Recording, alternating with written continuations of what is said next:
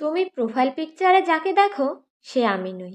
খেয়াল করে দেখো, ওই ছবিটাতে কোথাও খুঁত নেই। ওই ছবিটা সুন্দর। 10টা ছবি তোলার পর সবচেয়ে সেরাটা যায় প্রোফাইলে।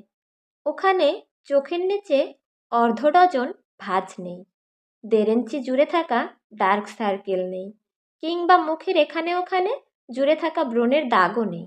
তুমিই বলো, ওসব ছাড়া মানুষ হয় নাকি? প্রোফাইলে টাঙানো ছবিটা চুলে শ্যাম্পু করার পরে তোলা হয়। বাস্তবে প্রতিদিন চুলে শ্যাম্পু করা থাকে না। বাস্তবে বেশিরভাগ সময় মাথায় কাকের বাসা হয়। মজা করে বলছি না। অমন অপরিপাটি চুল নিয়ে কোথাও কিছুক্ষণ ঠায় দাঁড়িয়ে থাকলে কাক এসে ডিম পেড়েও যেতে পারে। ঠোঁটের কোণে চিলতে হাসি বাস্তবে সবসময় থাকে না।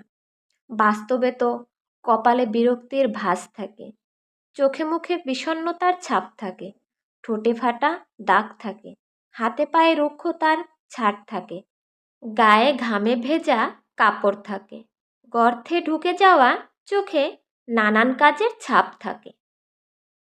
সেই অপ্রাপ্তির গল্পটা যেটা তুমি প্রোফাইল পিকচারে ধরতেও পারো না।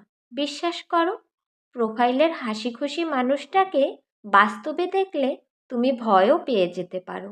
মনে হতে পারে যুদ্ধ কবলিত কোনো এলাকা থেকে আগত কেউ একজন।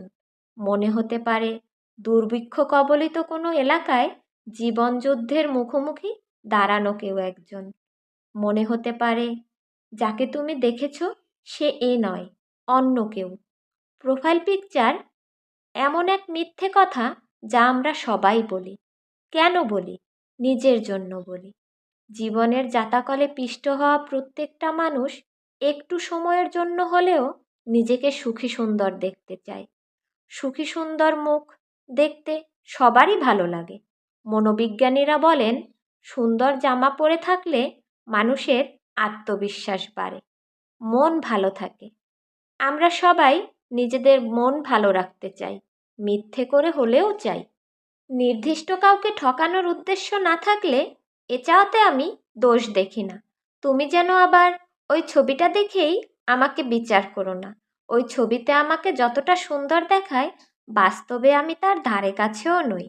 ওই ছবি দেখে ক্রাশ পর্যন্ত ঠিক আছে, ভুলেও ছবি দেখে ভালোবেসে ফেলো না, যেন ফেঁসে যাবে, একদম ফেঁসে যাবে। আজকের মতো এখানেই বিদায় নিচ্ছি। সবাই ভালো থাকবেন, সুস্থ থাকবেন। আল্লাহ হাফেজ।